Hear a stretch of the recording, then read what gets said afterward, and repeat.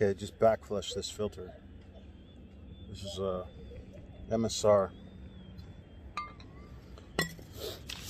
Backflushed it with Hyperflow. It's the MSR Hyperflow.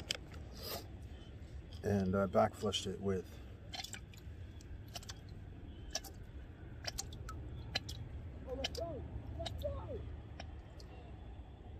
.500 milliliters of clean water.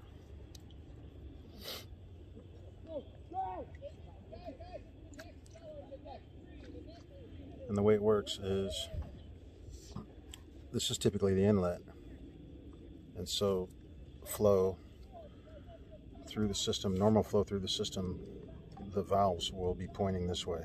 They'll be open in this direction. And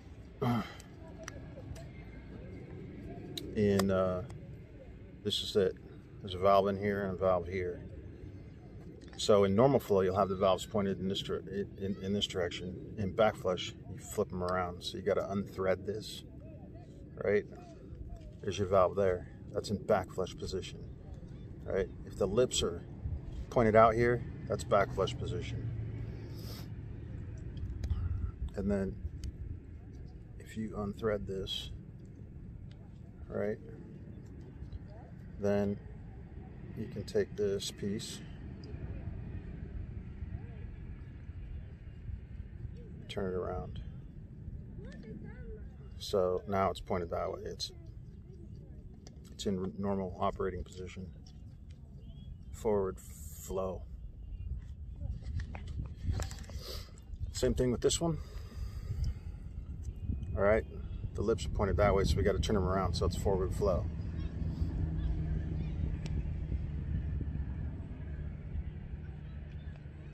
And the trick is just getting the thing out of there, which is kind of tricky. Keys. There we go. So we turn this around so the lips are pointed this way. And then this is threaded, and this is threaded. So you just put this back on here. Make sure that's seated. Put this back on here.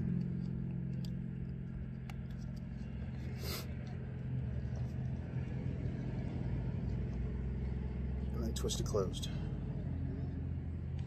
Now it's in forward position, and it's backflushed. So what we'll do is, this is the inlet. This is silicone tube. This is the pre-filter, right? So you put this under the water, right? Get it soaked. And you take your bottle with your standard Nalgene lid, Pathfinder steel bottle Nalgene lid. And the first thing you're gonna do is just run some water through it.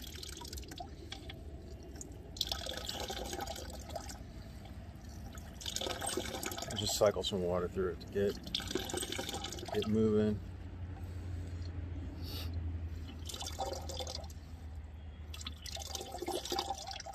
All right. Then you put it on here, right? Like that. And I'm gonna time it. All right, starting on the 20. Here we go. 1, 2, 3,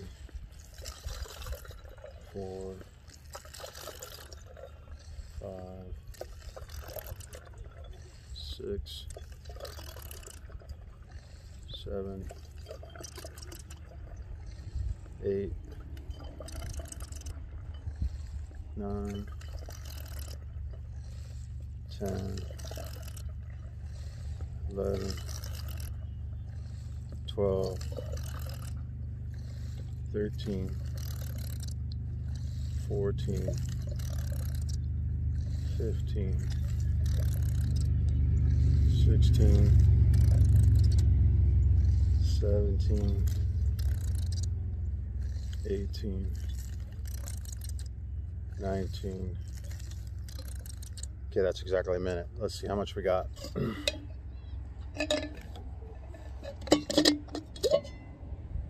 about 700 milliliters.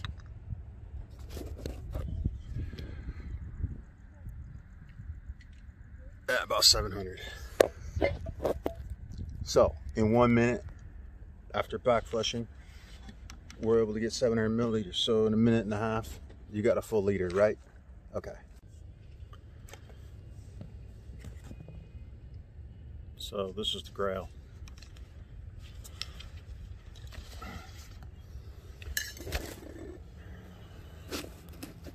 Grayl Geopress. So the idea is that it's kind of it's like a geological filtering process, right? You've got the filter element down here in the bottom, right? When you press this down, it filters water up through the top. It's kind of like groundwater filtering, you know? The rain percolates through the ground and it gets clean. So when you pump it out of the well, it's pretty good. It's not perfect, but it's pretty good. So I think that's why they call it a geopress, because it's kind of a geological process. Geological water filtration process, or it models that process. So this thing has rave reviews, right? I mean, anybody who's studied this thing in the last 5 years knows that, 5 or 10 years, knows that it has really positive reviews. I mean, it's one of the dominant filters on the market, right?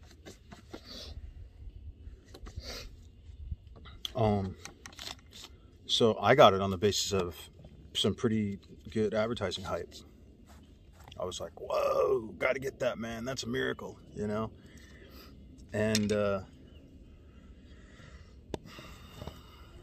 first time I started using it, the first filter, I used it for hotel water in Manila. Water at my hotel, in my home. And I think by like day 2 or day 3, it was already having trouble. And it was good tap water, crystal clear tap water. I mean, the locals in Manila can drink their own tap water. They're used to it. If you're visiting, you wouldn't want to drink it, but it's pretty clean, heavily chlorinated and pretty clean. So that's what I noticed, is that by like day 3, probably somewhere between like 2 and 3 gallons, something like that, started to get hard to push. And you know, a lot of people say, well, you got to leave the lid cracked. Man, when I pump this thing, I leave the lid open. That's how I pump it. I don't even put this on here. So that's not the issue. Okay, and then that was just a little bit disappointing, because I felt like I just blown a $30 filter and there was no ability to back flush. Like the MSR Hyperflow, I could back flush it. As a matter of fact, it wants you to back flush it every 8 liters. This, no back flush. $30 filter unit, filter element, and no back flush. So there's no way to repair your filter element if you're having issues, which means it's not a $30 filter element. It's at least 2 $30 filter elements, because you're not going to go anywhere with just one. That's not proper redundancy. So that was a little bit weird. So I changed the filter and put a new filter on, and I used that filter. And I used that filter in relatively clean, clear lake water and river water. And that second filter, I think, lasted for about, I don't know, maybe 10 gallons. 10 gallons before it was just getting ridiculously hard to push. And I'm reading all of these recommendations and reviews from people, how great it is, and I'm like, dude, what's going on?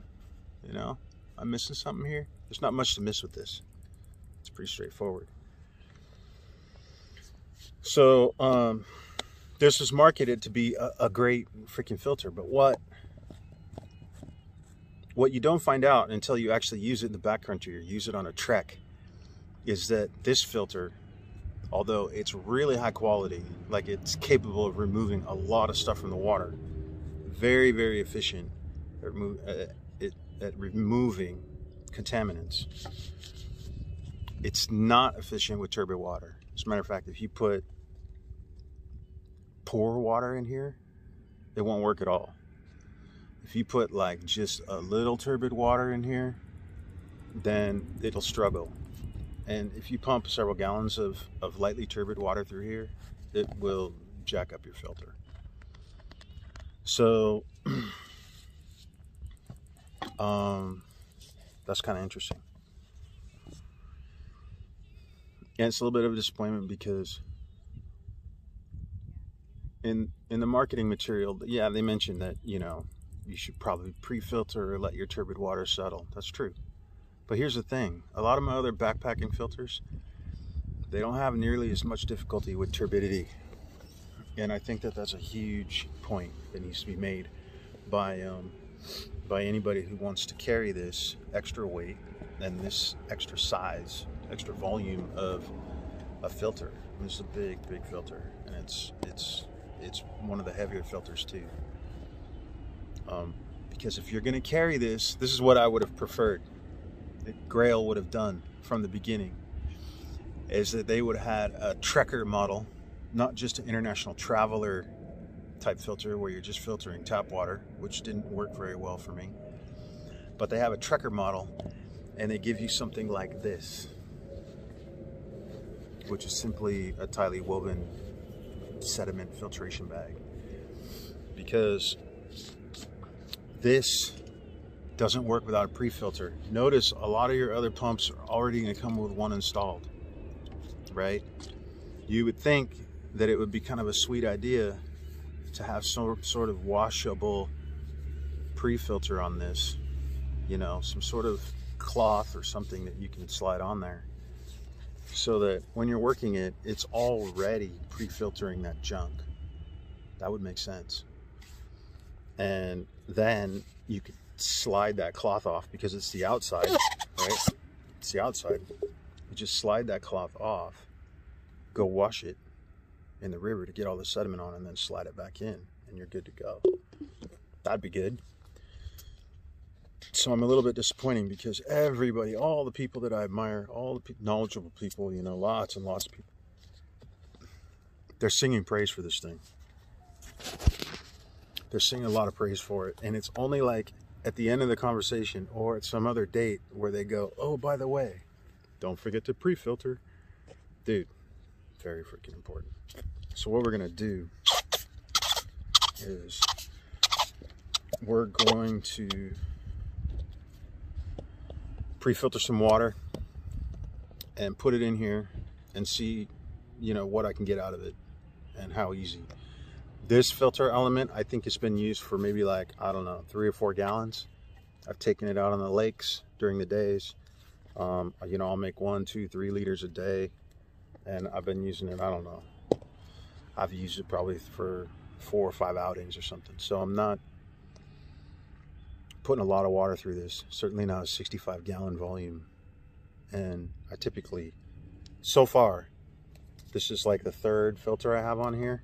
I bought 4 filters with this thing because I had this suspicion that there was going to be some sort of a problem. This is the 3rd filter that's on here. Still flows, but I noticed on the last couple trips it's starting to slow down, which means it's getting clogged. It's getting clogged with junk from the river and the lakes. This is how this works. It's a pant leg. It's just Dockers, right? It's tightly woven like a canvas. You can see some light through it. And it's frapped. So I very tightly frap this and then just turn it inside out. And then over here on the sides, I just dialed in a string so it can hang. Once you fill it with water, it'll hang open like that. So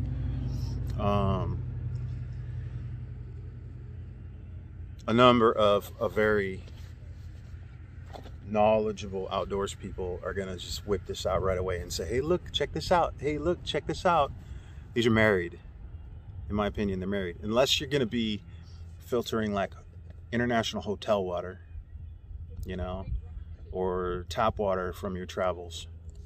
That might work longer with this, but if you're going to take this into backcountry, not only do I suggest more than one element in your bag, but always use this. So let's go ahead and do it.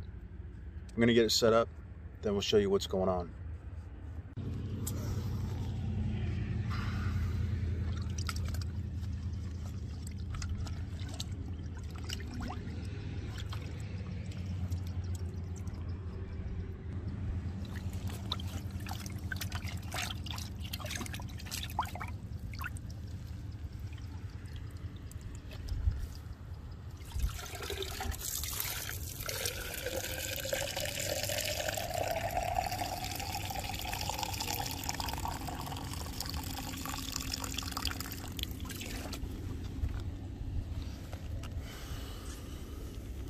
All right, so we'll call that good.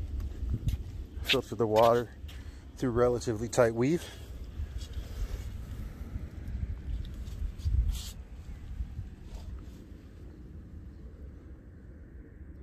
There you have it.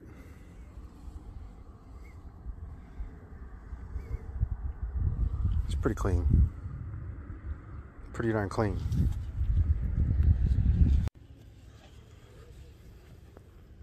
So now we're going to press. There's a line right here. That's your fill line for pressing. And then we have the Geopress here, the inner piece. And we make sure to keep the lid loose. You can just put it over the top, kind of like that, to keep stuff from falling in. But you want to make sure there's airflow. And you just put this down here like this. All right, and put some weight on it. Okay, this is probably about 20-30 pounds of weight, right? Keep the lid on, get your hands up high, and you can see it dropping, right? It's dropping. It's kind of reposition, keep it centered in the sleeve. Reposition it. And we're almost good.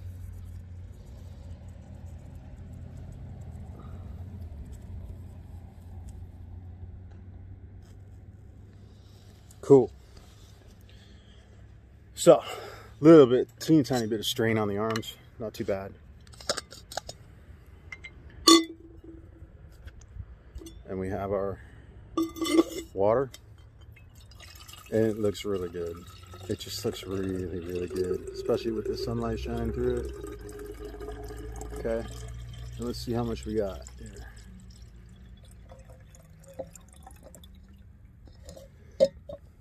A little less than the MSR, just a little bit. Okay. Okay, see that?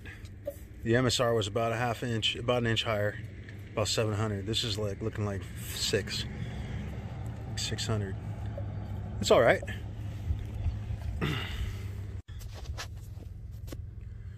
So,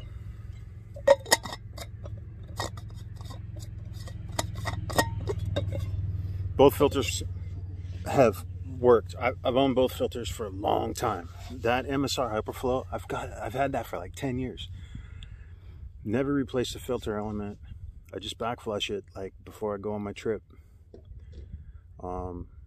If I need to, I may need to backflush it later, but I don't backflush it very often. It says to backflush it every 8 liters. I don't really have that problem. It'll start getting hard to pump, you know? Like, I don't know, after like 3 or 4 days of heavy use, and then, you know, I'll backflush it. But the thing is, and this is really only a 3-star filter. People have had problems with this. This doesn't do well in cold weather, I'll tell you that. But this pre-filter is the bomb. It works good, takes all the junk out, and it makes this last longer. Okay, so what's the difference between that and this? The difference is this has no pre-filter. It doesn't have any defense against sediment. You know, the only defense you have against sediment is carrying an extra one of these. So you have to add a pre-filter kit or a pre-filter system to your system, right? It's almost essential in any kind of backcountry. If I was going to use this for more than a day in the backcountry, I would definitely have to pre-filter, because these things don't handle turbid water very well at all. So they've marketed and sold this Geopress on the basis of its excellent filtration capability, which is true. It's true. But the surprise or the letdown, or, you know, the thing that sneaks up on you later, you know, because they show you how convenient this is, just fill it up and push it and drink. Dude, no. If you're backpacking, all your buddies are going to pull out their gravity filter bags. Okay, they're going to have their platypus bag and their Sawyer gravity filter, and they're just going to fill it once, hang it, and wait a couple minutes, boom, they've got a drink. Okay? The idea is that you don't have to do that with this. You should be able to just fill, push, and drink. No, you're not. You're not going to be able to do that. You're going to have to get out your pre-filter and do that process before you get started. And that Docker's pant leg material pre-filter is not nearly as tight as it could be. I would recommend, you know, pre-soaking it so it gets tighter, so the weave gets tighter, or using a manufactured filter bag that's designed specifically for filtering. There are some good bags recommended by a lot of the outdoors guys that use it. That's my point, though. The marketing on this, the hype on this, has been absolutely phenomenal.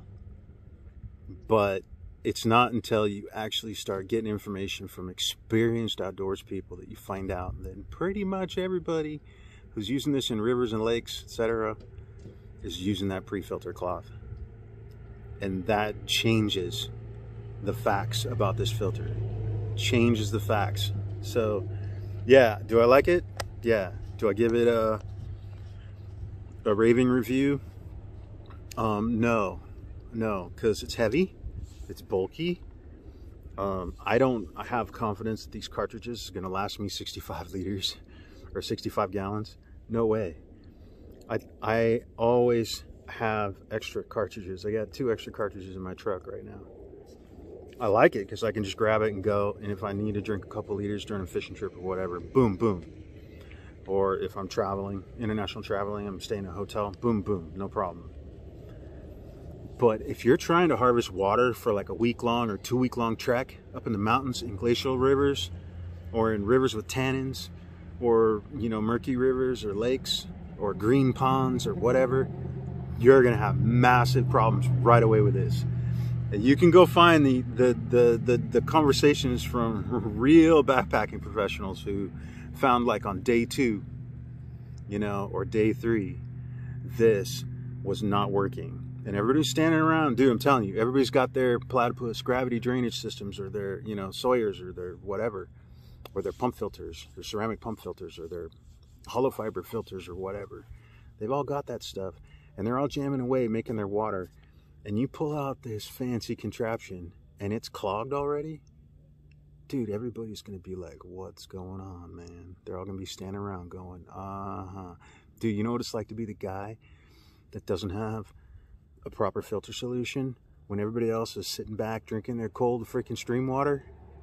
Dude, not cool. So, the other thing is, one of the big sales pitches is speed and convenience.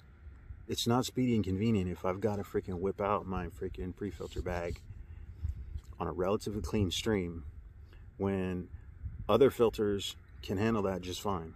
They've got the pre-filter built in. So that's about it. I don't like getting a partial message in marketing. And not only did I get a partial message from Grayl, I mean, they will tell you, oh, for turbid waters, make sure to pre-filter. Well, yeah. Yeah, if I'm pulling freaking chocolate milk out of my river or my pond, I'm definitely going to pre-filter that. But lightly turbid streams, I've never had a problem with that with any other kind of filter. Just, dude, I can pump all week on a trek in a mountain stream that's just lightly turbid. This thing gets clogged. Gets clogged, man. You know, even then, when we did that press, that was pretty difficult. I felt, I mean, I didn't feel like it was impossible, but I was putting a lot of weight on it. It strains your hands and your wrists, you know, so there's a whole ergonomic approach, man. If you can stand high over it like this, you're set. Boom. See that? Just push down, like on a picnic bench or a rock, or put it on the ground and bend over and push down, you're good. But let's say you're in the bottom of fishing, you're sitting in a fishing raft and you only have this much clearance in your raft and you're trying to freaking pump this thing while you're sitting on the bottom of the raft and you're just trying to pump it with this kind of leverage. That's difficult. You know, you've got to have like full range of leverage. You got to have a lot of body weight on this to get it to move properly. Especially if it's not a brand new filter, especially if you're starting to experience some turbidity issues. So, honesty matters to me. We have so much partial, you know, we're getting such a partial message in a lot of marketing. And, you know, I think that if we're going to have a healthy community, we got to have honesty. We got to be able to trust that we're getting the right information. If we're having to walk around all the time wondering if people are lying to us, it freaking really kind of makes life not so much fun. So thanks. All right, there's very few people have had this conversation about this. There's a lot of people who say, oh, look at the Grayl. Oh, by the way, check out my filter bag. Isn't it smart? No, they're using that filter bag, that pre-filter bag, because they have to. Because if they don't, in a day, they're going to kill a $30 filter. Or 2 days, they're going to kill a $30 filter. All right? That's it. That's my honest owl freaking information. Yeah, I use it all the time. It's not my primary source. I'll boil. If I'm really concerned about water, I'll boil. I got tabs and all that kind of stuff, but this is what I'll use. If I'm gonna be in a challenging situation long term, this has never failed me, and a back flush is really good. You know, back flush is really good. The other thing about Grayl, and you'll hear this a lot of filter systems, is this can only freeze twice before the company's not willing to guarantee it anymore. So think about how you're going to keep this warm. You're going to put it in the bottom of your bag between your feet, probably, you know, or under your arm, you know, or under your gut while you're sleeping. This, in its little pouch, is a lot easier to put. You can put it like right here in the side of your head and it doesn't even bother you. This thing is a little bit more challenging to keep warm, you know. I would say this is like a 3-season filter, or you have a special plan as to how you're going to keep your filter from freezing. So that's it. This is the owl. I'm signing off, and there's your chunk of honesty for you. You know, leave your comments in the comment section, because I think it's really important. I'd love to hear from people about this, because this has got issues that people need to know about. Pre-filtering is essential. All right, take care. God bless you and your family and the country, and live free, die hard. So this is the water that we were using. This is what came out of the river. All right. This is what I would consider to be acceptable turbidity. Like most of the time I run a pump, you know, like a hollow fiber filter or a ceramic filter. This is doable for many gallons. And then you just do a backflush procedure, and boom, you're done. Right? So you can see the difference between the white plastic and the turbid water. This should be filterable, but this kind of water will clog your Grayl really fast. Like you do like 1 to 2 gallons, you're gonna start noticing your resistance right away. This kind of water, It's not good for the Grayl. You've got to filter it with something. So I just use this cotton cloth. Probably helps a little bit.